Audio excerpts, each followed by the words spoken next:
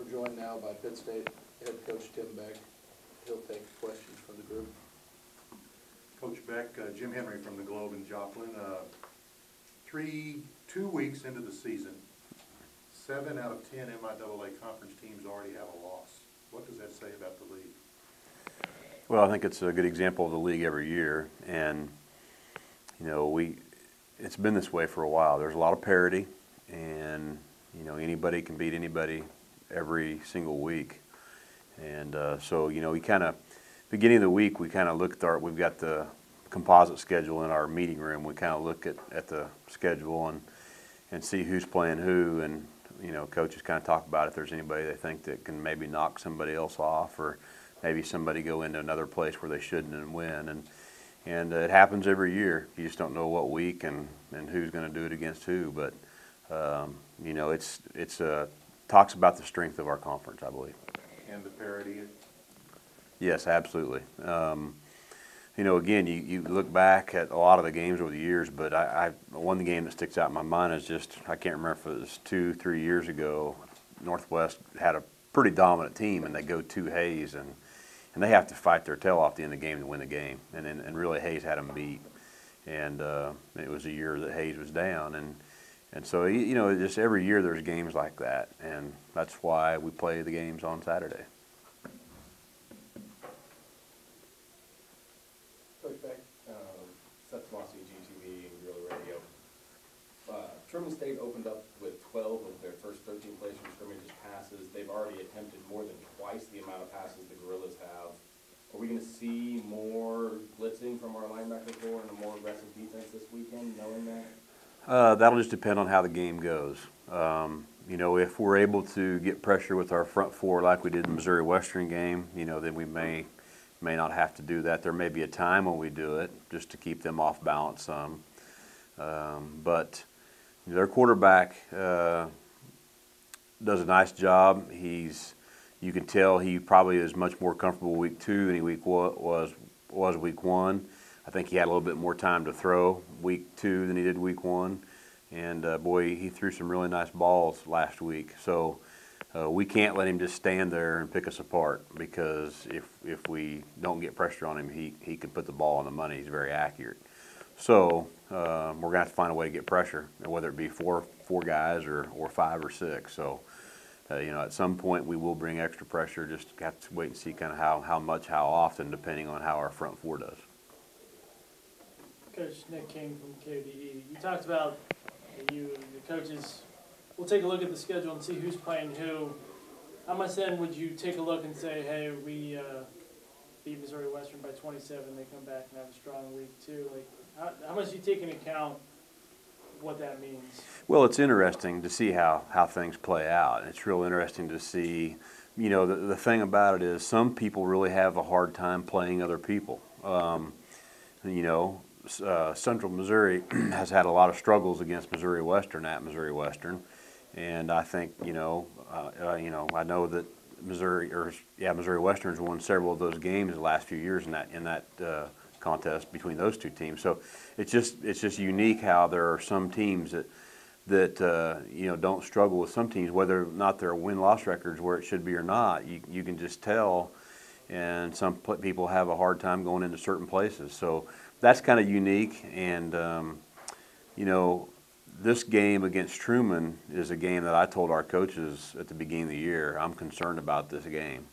You know, I really believe Coach Nesbitt's doing a tremendous job. You can see the emotion that their players have on the sideline.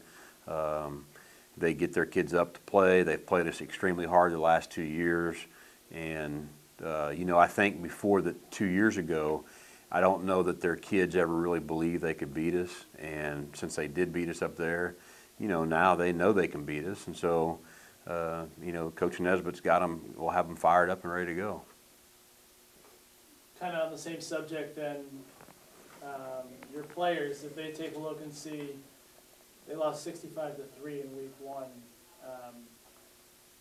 how do you, I mean, you talk about like them not thinking about that? Yes, we do, you know, because number one, week 1, nobody knows how good, you know, each other are, and it's too early to tell, and when you start factoring in 3 or 4 or 5 turnovers and the other team getting the ball down in the red zone several times, and things can just change in a hurry. And so the biggest statement to our team was after our last game against Emporia is, we've got to still continue to look at it. Doesn't matter to us whether it's where we're at, who we're playing, what time we're playing, because some people are going to say, oh my gosh, we got to go to Truman and play at 7 o'clock at night. Boy, what a bummer. Well, you got to have the attitude. It doesn't matter who it is, where it is, what time it is. We've got to be able to prepare the same each week, and then we've got to be able to get up for that game at game time. And so, as coaches and players, sometimes night games are awesome to be a part of, but it makes it for a long day, and sitting around and waiting, sometimes you really get anxious and want to get going. It makes it really, really long. But we're breaking ours up a little bit where we're staying in Columbia, so we'll have a 90-minute drive the day of, which I think is a good thing.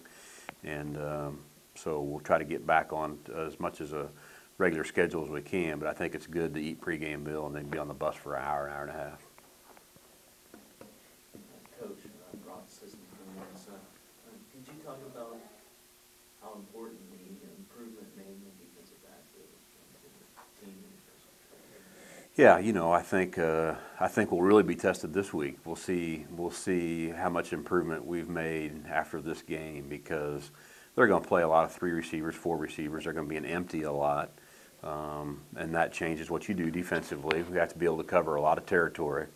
But I think the thing that sticks out so far is the speed of our secondary. We've been beaten a couple of times and recovered fairly well.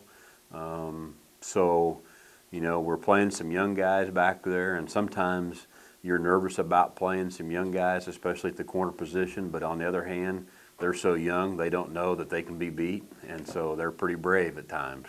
So it'll be interesting to see how we match up against Truman. It'll be a very, very good test for us. With the turnover margin and then converting those turnovers into points so far, it's been the formula for winning football. Yeah.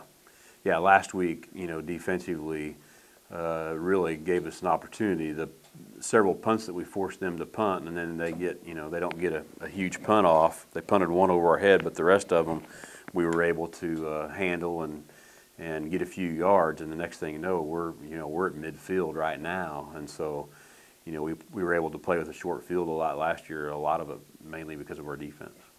One play that stands out in my mind was the play where Ty Henry forced a fumble.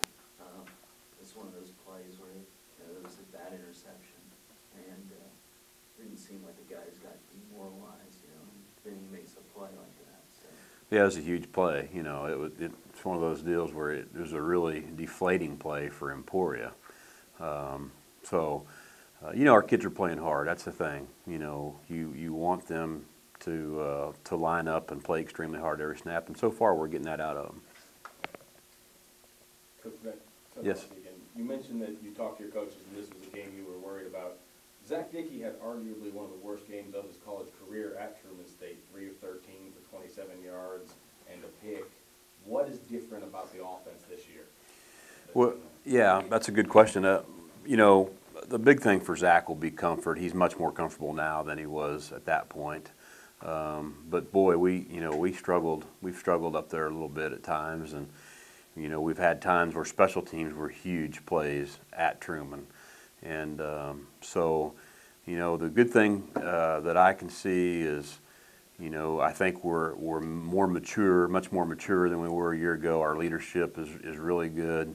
And, I feel like our seniors and our captains will make sure that our guys are ready to go when kickoff time rolls around. So, and for Zach, I think it's just a matter of, having a little success early, hitting a couple passes early, and getting comfortable during the game. Coach Brandon Spiegel from KOA. Luke mentioned that Truman usually beats a team that they shouldn't beat at some point during the year, and you always mentioned that they always play you tough. How do you make sure you're not that team that they go out and beat? Yeah, I think that, again, I think we talked about this early in the week, the preparation that we do. The game's played on Saturday, but you're going to win or lose your game on Tuesday, Wednesday, and Thursday. And so it's extremely important that we have full speed. You know, we've really pushed our kids on making sure that we're practicing at a very fast pace. You know, I've had a couple of comments that, you know, that they felt like last week we looked like our team was in great condition compared to maybe Emporia, and I don't know if that's the case or not. I know that we practice at a very fast tempo. We don't spend a lot of time conditioning at the end of practice because we practice fast, and we really push our kids on making sure they're going full speed all the time. And that's hard to do. I mean, people talk about it all the time, but again, actually getting that done at practice is not the easiest thing. So our coaches have done a good job of forcing our guys to practice at a high level. Hey, Coach, Greg Grisolano, columnist for Team Con. You held Bryce Wilson out of last week's game. Is he going to play this week? And if so, how's that going to affect your running back rotation? Well, it's a good thing. You know, everybody talks about how deep we are, but what you see is what we have. We don't have a lot of other running backs other than that group right there, and so it's important to have all of them. And Bryston, we had to make a kind of a decision at game time whether or not we were going to play him or not, and with what we had packaged throughout the week and got our script ready to go on Wednesday and Thursday, we decided we wanted to go ahead and start Solomon no matter what, if he could play or if he couldn't, so we kind of made that decision earlier. And then thought we would get Bryston in, but kind of as the game went and we got to rolling, we felt like, you know, if there's any way we can hold him out of this game, it would be beneficial to us this week and from here on. If we were taking a chance if he had taken a really hard shot on his shoulder, that he might have been out 3 or 4 weeks after that, so it just didn't feel like it was worth the risk. But we plan on all of them playing at Truman. Who's going to start? That's a good question. In fact, our coaches have kind of argued about that a little bit today. And it's not going to be so much who starts. Bryson's going to play a lot early. Whether or not he's in the first play of the game yet, I don't know for sure. But they're all going to play. I mean, it just seems like, you know, after the performance that Watkins had, you know, he really kind of emerged in the last game. Solomon had a really nice game, you know, and we need to be able to play those two guys together. There's certain things that we'll do when they'll be in the game together. You know, there's certain things that we'll do with Spradling, and Eric Love's going to get his playing time in. So, you know, I feel good about all of them, and we've got to, you know, hopefully, knock on wood, keep them all healthy.